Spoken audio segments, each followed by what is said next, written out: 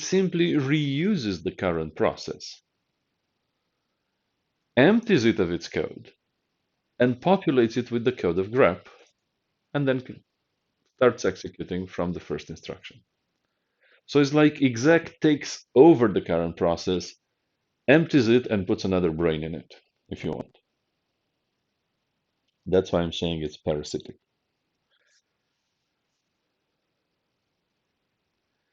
So yes, if you want to run exec and you still want to have your process, you'd have to run exec in a child process.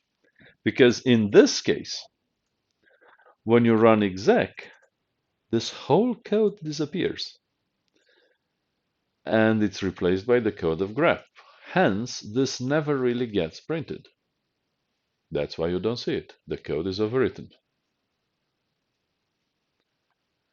Now, if exec fails, if you give it something that doesn't exist as a process, then it will not do that because it doesn't have a program from where to take the instructions. So then all you get is the output afterwards. Okay?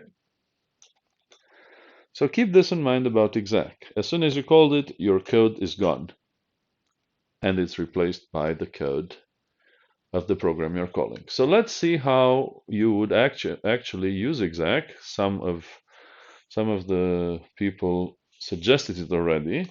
You use it inside a fork. So let's have another program. Copy it from here. Okay, this copy is gone wrong, so let me fix it.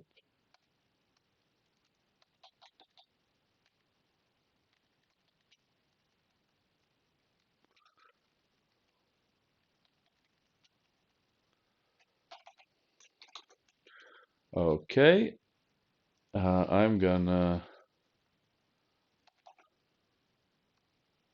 improve it a little bit to reduce the output. I'm gonna put here a different regular expression. This will find less data. So let's just say here something like this. Let's put some printfs, right?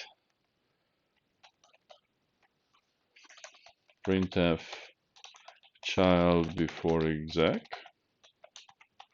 By the way, these are little tests that you can do by yourself really easily.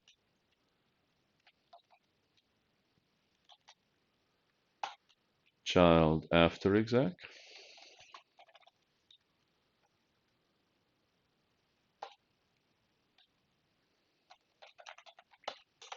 Parent before wait.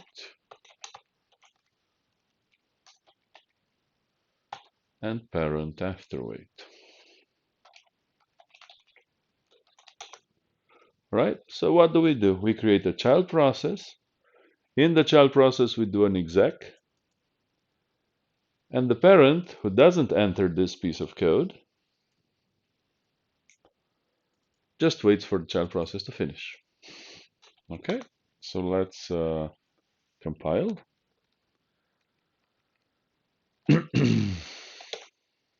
And then we run it. So we see here, actually, the parent gets here before the child gets to execute. So we see parent before wait, then child before exec. Then we see the results of grep, right? We don't see child after exec simply because the whole code in the so the child will have this code, but as soon as we call exec, this is gone. However, the parent keeps it because the parent does not call exec. So parent after wait here, and we're done. So here is a question. If this code is overwritten by exec, why do I bother putting an exit one here? Because it's gonna go anyway, but still I'm putting it. Why?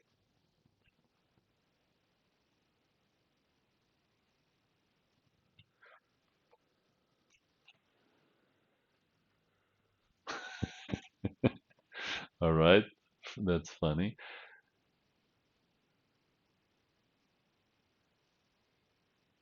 All right, so void boy wannabe, your answer is correct, and then I'll talk about the other statements. So if this fails, then the child would simply continue with the code and get to execute this, and then also this, right? So I don't want the child to extend its execution beyond the stuff that it's meant for it. Hence, I'm putting this exit just to be safe. Now, the cleanest way would be to check the exit, the return value of exec LP, and if it returns an error, to do an exit, right? But this is a little easier to remember. So please don't forget this, because sometimes you will put here something that doesn't exist, exec will fail, and then the child will execute something else and you'll get confused. So always put exit there, just in case exec fails, all right? Now, uh, there is a question here. Do we have a zombie process, or is it still considered a child? Well, this question is not exactly clear to me. Any process can be a zombie process. So the child process will be a zombie until it's being waited for. So yes, we will have a zombie process for a short period of time, probably a few milliseconds, until the parent gets to wait. There is no, I consider this process a child or a zombie. Every process is child of another process, and sometimes the process is in a state of zombie. All right? Being a zombie doesn't cancel the fact that it's the child of somebody. Right? Probably any zombie that ever potentially existed was the child of somebody, otherwise it just manifested from pure nothingness by itself, which I guess is possible in any fantasy book, but I'm not going into that. All right. Yeah, that's the funny bit. I have nothing to to say about it. So, is the exit code of the child running is the exit code of the child running exec equal to the return value of the exec? No, definitely not. How can we retrieve the result of an exec inside the parent process? Yep, that's a good question. So exec returns a value only if it fails, because if it doesn't fail, the whole code is gone, including the call to exec. But if exec does return a value, that's because it failed, so it will return a -1 or whatever the manual says. You need to read the manual for that. But its return code is not the exit code of the process. It cannot be, because this whole thing is gone. So there is no way for exec to return the exit code of the process. To get the exit code of the process, you simply rely on whatever wait gives you back.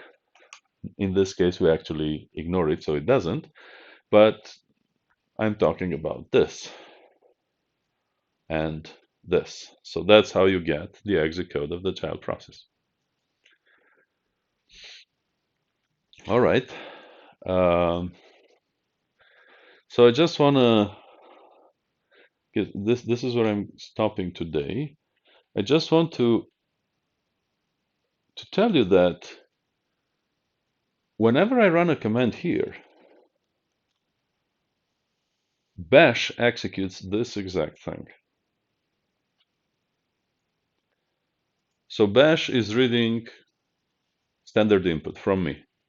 I'm saying ls and then I hit enter. As soon as I hit enter, bash figures out that I want to run command ls.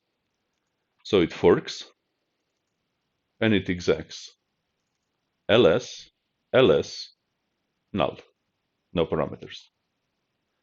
And then it waits, and then it reads again the command line.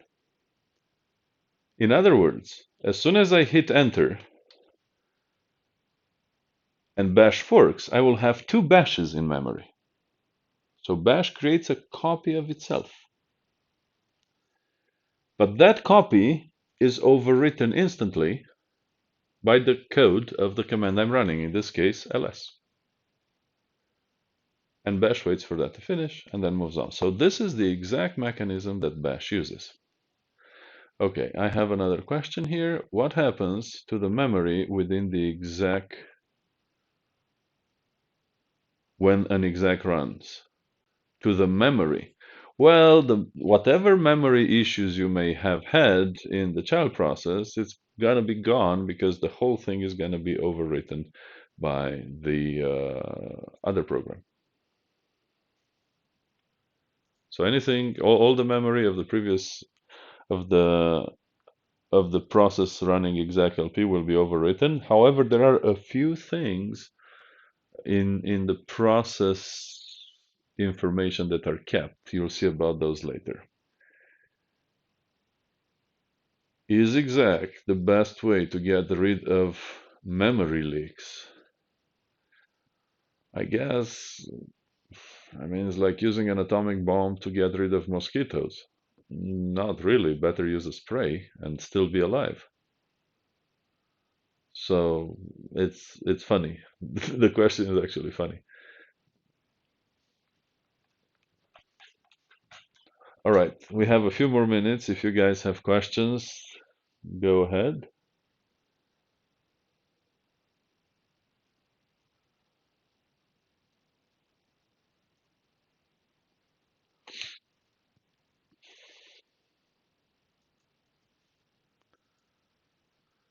No more questions? Everybody is happy with all this? All clear? All right then. So, as far as I'm concerned, this situation will extend for a few more weeks at least. We'll see. Next week we'll go a little further into communicating between pipes, within processes using pipes, and then there is a lot more to do. And